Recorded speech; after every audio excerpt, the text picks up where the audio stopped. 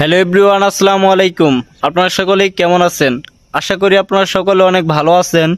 আপনাদের দোয়ায় আলহামদুলিল্লাহ আমি অনেক ভালো আছি। তো আজকে আমার বাইকটা সার্ভিসিং করাইতে নিয়ে যাচ্ছি, আর এটা আমার 5 নাম্বার সার্ভিসিং। এর আগে আরও 4টা সার্ভিসিং দিছি আমি। তো পুরো ভিডিওটা আপনারা দেখতে থাকেন। সার্ভিসিং সেন্টারে যাওয়ার পর বাইকের কোন পার্টসটা পরিবর্তন করতে হয়, বাইকের কি কি ক্লিন করতে হয়, তো সব কিছু আমি আপনাদের সাথে শেয়ার করব। পুরো ভিডিওটা আপনারা দেখতে থাকুন। আমরা অনেকে আছি যারা বাইকের যত্ন নিতে চাই না, বাইক সময় মতো সার্ভিসিং দিতে পারি না, এমনকি আমরা চাইলেও সময় মতো সার্ভিসিং দিতে পারি না নিজেদের অবহেলার কারণে। আমরা ভাবি কি আজকে সার্ভিসিং দিব, আজকে না আগামীকালকে সার্ভিসিং দিব, আগামীকালকে না পরশু সার্ভিসিং দিব। এমন করতে করতে আমরা কখন যে 200 কিলো 300 কিলো প্লাস চালিয়ে ফেলি, এটা আমরা নিজেরাও খোঁজ পাই না। দেখা গেছে সার্ভিসিং সেন্টার থেকে তারা বলে দিছে আপনি এই ইঞ্জিন অয়েল দিয়ে 1000 কিলো চালাইতে পারবেন। আমরা এই অবহেলা করতে করতে কখন যে এই 1 ইঞ্জিন অয়েল দিয়ে আমরা 1200 কিলো 1300 কিলো এমনকি কেউ কেউ আছে 1400 কিলো প্লাস চালিয়ে ফেলে। এটা আমরা টেরই পাই না, এটা আমরা খুঁজি পাই না, কারণ ওই যে আমাদের অবহেলা। আমরা আজকে না কালকে, কালকে না পরশু এরকমভাবে করতে করতে দেখা গেছে যে 200-300 কিলো প্লাস চালানো হয়ে যায়। এতে করে কিন্তু আমাদের বাইকের ইঞ্জিনের জন্য, এমনকি বাইকের যে আদার্স পার্টসগুলো আছে ওইগুলোর জন্য মারাত্মক লেভেলের ক্ষতি হয় ভাই। মানুষের বডিকে, মানুষের শরীরকে যেরকম ফিট রাখার জন্য, সুস্থ রাখার জন্য মানুষকে টাইম টু টাইম খাবার খেতে হয়, নিজের যত্ন নিতে হয়, সেম টু সেম ভাই বাইকের ক্ষেত্রেও জিনিসটা। বাইক থেকে ভালো সার্ভিস পাইতে হলে, বাইকের ইঞ্জিন থেকে সুন্দর একটা সাউন্ড পেতে চাইলে, বাইকের যন্ত্রাংশ, বাইকের বিভিন্ন পার্টস ওইগুলো যদি আপনি ভালো রাখতে চান, তাহলে আপনাকে টাইম টু টাইম বাইক সময় মতো সার্ভিসিং দিতে হবে। এতে করে আপনার বাইকের ইঞ্জিন ভালো থাকবে, বাইকের বিভিন্ন যে যন্ত্রাংশগুলো আছে ওইগুলো ভালো থাকবে। সেম টু সেম মানুষের মতোই ধরে নেন আপনি, মানুষ যেরকম সময় মতো খাবার খেলে মানুষ সুস্থ থাকে, ভালো থাকে, ওইরকমভাবে আপনার বাইকটা যদি আপনি টাইম টু টাইম সার্ভিসিং দেন, আপনার বাইক ভালো থাকবে, আপনার বাইক থেকে আপনি ভালো একটা সার্ভিস পাবেন। এক কথায় বাইক ওভারঅল সব কিছু ঠিকঠাক থাকবে যদি আপনি টাইম টু টাইম সার্ভিসিং দিতে পারেন। এবার আমি ভাই কি বলবো, দুঃখের বিষয় বলতে হচ্ছে, আমি নিজেও এবার প্রায় 150 কিলো প্লাস চালায় ফেলাইছি। ওই যে বললাম না অবহেলা, ওই অবহেলার কারণে আমার এই সেম কাহিনীটা হয়েছে। আমি ভাবি কি যে আজকে না আগামীকালকে সার্ভিসিং দিতে যাব, আবার আগামীকালকে আসলে দেখা গেছে যে এমন একটা ইম্পর্ট্যান্ট কাজ করে যায়, ওই কাজের জন্য আমি সার্ভিসিং দিতে যাইতে পারি না। পরে চিন্তা ভাবনা করি আচ্ছা ঠিক আছে পরশু সার্ভিসিং দিতে যাব, আবার পরশু দিন এমন ইম্পর্ট্যান্ট একটা কাজ এসে পরে পরশু দিনে যাওয়া হয় না। এরকম করতে করতে দেখা গেছে আজকে আমি 150 কিলো প্লাস চালাই ফেলাইছি, যেটা আমার বাইকের জন্য ভাই মারাত্মক লেভেলের ক্ষতি হয়েছে। এটা এখন না বুঝলে আমি কিছু দিন পরে আমি ঠিকই বুঝতে পারবো। এই জন্য আমি আপনাদের সকলকেই সবসময় বলি আপনারা সময় মতো বাইকটাকে সার্ভিসিং করবেন, এতে করে আপনার বাইকটি অনেক ভালো থাকবে, আপনার বাইক থেকে তেমন কোনো সমস্যা আপনি ফেস করবেন না। আপনাদের সাথে কথা বলতে বলতে আমি চলে আসছি সুজুকির সার্ভিসিং সেন্টার। এখান থেকে আমি বারবার বাইক সার্ভিসিং করাই, তো তারা আমার বাইকটাকে এখন সার্ভিসিং করানোর জন্য ভিতরে নিয়ে আসছে। এখানে মেবি ডাবল স্ট্যান্ড করবে, ডাবল স্ট্যান্ড করার পর সার্ভিসিংয়ের যে কার্যক্রম ওইটা শুরু করবে। ভাই তো আমার বাইকটি ডাবল স্ট্যান্ড করা শেষ, এখন তারা সার্ভিসিংয়ের কার্যক্রম শুরু করে দিবে। তো বলতে না বলতেই আমার বাইকের সিট কভার খুলে ফেলছে। সিট কভার খোলার পরে সার্ভিসিংয়ের যে মূল কার্যক্রম ওইটা শুরু হবে। সো আপনারা পুরো ভিডিওটাই দেখতে থাকেন, কিভাবে কি করে, কোনটা খুলে কোনটা লাগায় কোনটা চেঞ্জ করে, দেখতে থাকেন পুরো ভিডিওটাই। ভাইরাস করে দেন ভাইরাস।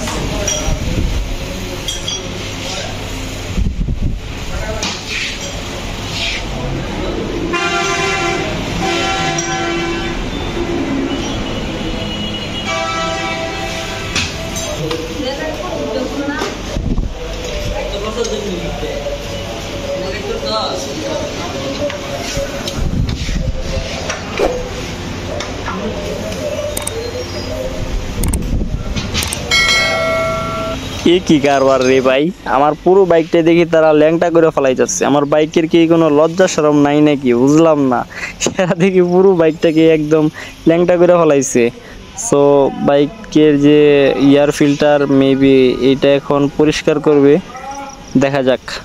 তো আপনারা ভিডিওটা না টেনে সম্পূর্ণ ভিডিওটা দেখেন, আশা করি এই ভিডিও থেকে কিছু শিখতে পারবেন, কিছু জানতে পারবেন।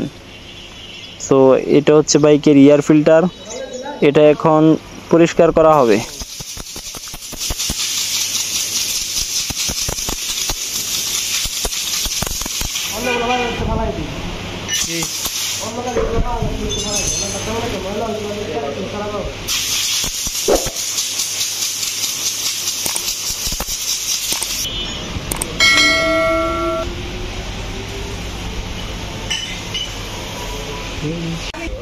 ভিডিও ক্লিপ নিতে নিতে বুঝছো আমার জীবন তেনা তেনা হয়ে যাচ্ছে গা।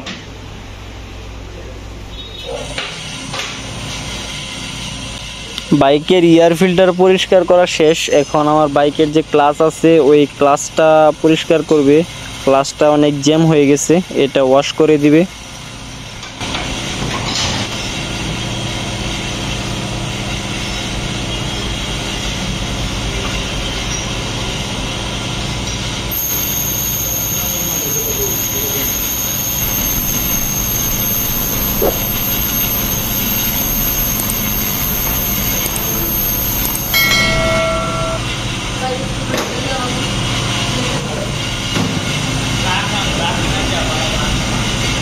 দেখুন কিভাবে বাইকের ক্লাচ ওয়াশ করানো হয়। এরকমভাবে যদি আপনার বাইকের ক্লাচ ওয়াশ করান তাহলে আপনার বাইকের যে ক্লাচ আছে এটা আগের চাইতে অনেকটা ইজি মনে হবে, অনেকটা স্মুথ কাজ করবে আপনার কাছে, এমনটা অনুভব হবে। তো দেখেন কতগুলো ময়লা বের হয়েছে বাইকের ক্লাচ থেকে।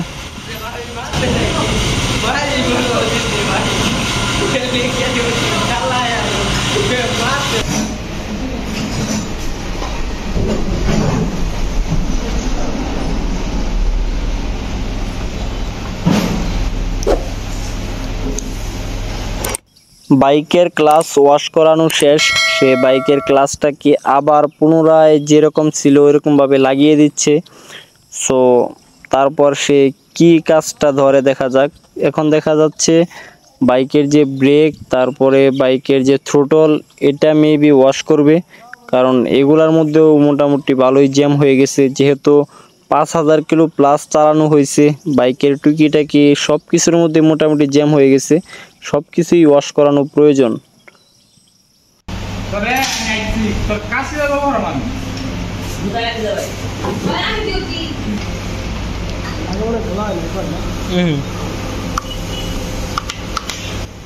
যেই কথা সেই কাজ, আমি যা ভাবছিলাম তাই করছে। বাইকের থ্রোটলটা একেবারে খুলে ফেলছে, এখন বাইকের থ্রোটলটা ওয়াশ করবে, তারপর মেবি বাইকের যে হাইড্রোলিক ব্রেক আছে এটা ওয়াশ করবে। কারণ বললামই তো যে বাইকের মোটামুটি সব কিছুই ওয়াশ করানো প্রয়োজন, অনেক জ্যাম হয়ে গেছে। দেখেন কিভাবে বাইকের থ্রোটল ওয়াশ করানো হয়, কিভাবে বাইকের হাইড্রোলিক ব্রেক ওয়াশ করানো হয়, সম্পূর্ণ দেখতে থাকেন।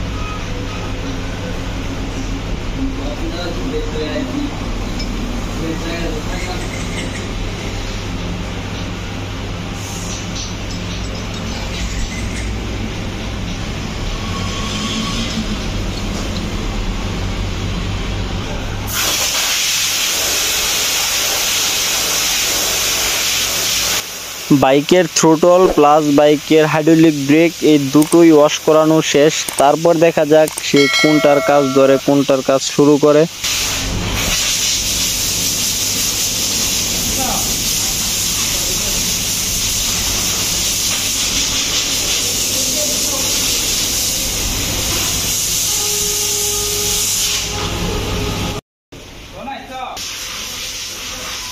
এখন বাইকের সামনের যে হাইড্রোলিক ব্রেক আছে এই হাইড্রোলিক ব্রেকটা ওয়াশ করানো হবে, কারণ হাইড্রোলিক ব্রেকের মধ্যে অনেক পরিমাণে ময়লা জমে গেছে।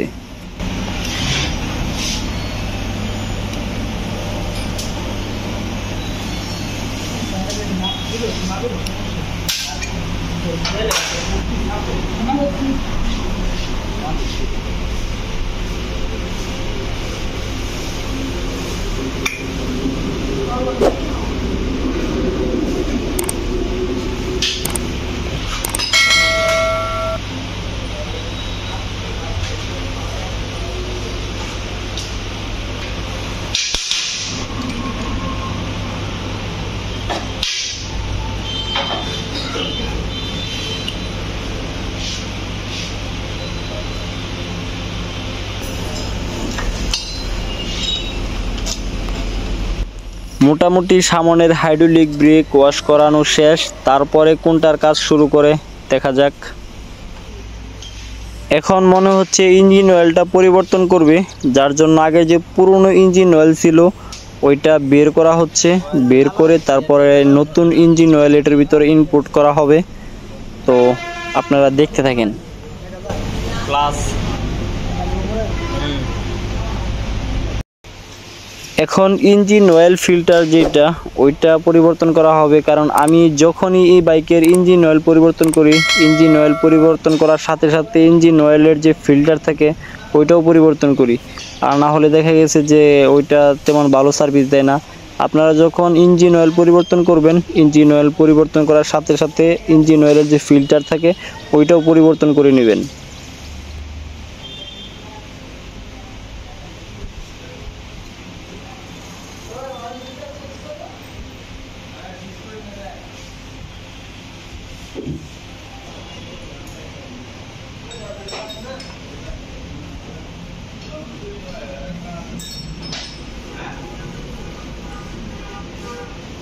ইঞ্জিন অয়েল ফিল্টার লাগানো শেষ। তো আমি এবার মোটল ইঞ্জিন অয়েলটা আমার বাইকের মধ্যে ভরবো, কারণ আমি বারবার মোটলটাই ব্যবহার করি। মোটল থেকে আমি মোটামুটি ভালো সার্ভিস পাইছি। আপনারা কোন ইঞ্জিন অয়েল ব্যবহার করেন এটা অবশ্যই কমেন্ট বক্সে বলবেন, আর আমাকে পরামর্শ দিয়ে যাবেন কোন ইঞ্জিন অয়েলটা সবচেয়ে বেশি ভালো হবে, এক্সট্রা নাকি মোটল।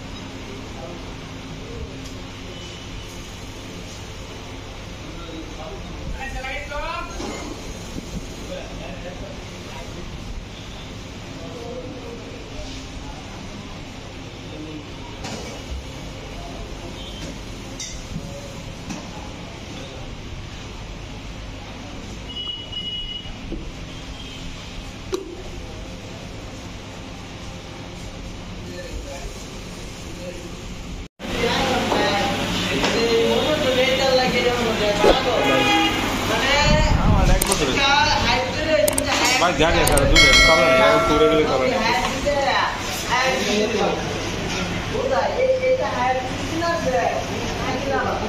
ভাই 5000 টাকা ইতিহাস একটা সিমিলার রেট এটা খালি পুরো গেলে কালার।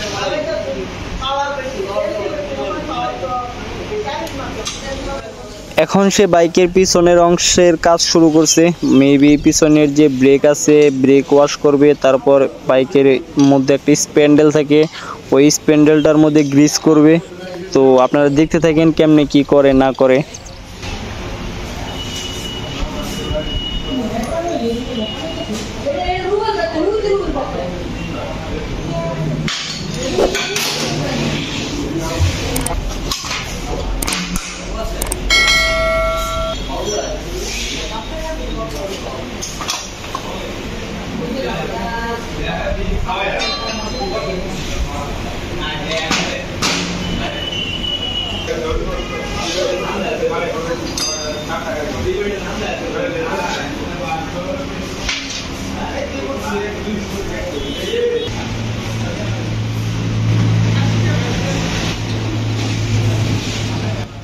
কি রে ভাই, আমার বাইকের সব কিছু দেখে খুইলা ফেলাইছে, বাইকের চেন খুইলা ফেলাইছে, বাইকের যে যে চেনের মতো কাটা থাকে ওইটাও খুইলা ফেলাইছে, সব কিছু দেখি খুইলা ফেলাইতেছে রে ভাই। আমার বাইকটা ভালো করার পরিবর্তে আরো নষ্ট করে দিতেছে, হায় রে হায়। যাই হোক, আপনারা দেখেন সে কেমনে কি করে।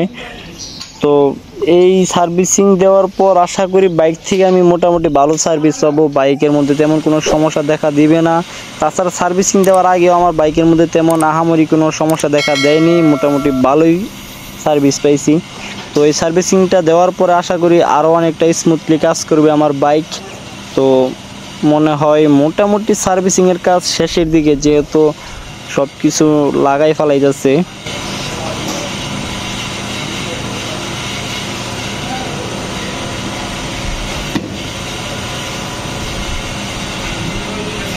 আজকের ভিডিওটি এই পর্যন্তই। আপনাদের সাথে দেখা হবে পরবর্তী নতুন কোনো এক ভিডিওতে। এর আগ পর্যন্ত আপনারা ভালো থাকবেন, সুস্থ থাকবেন।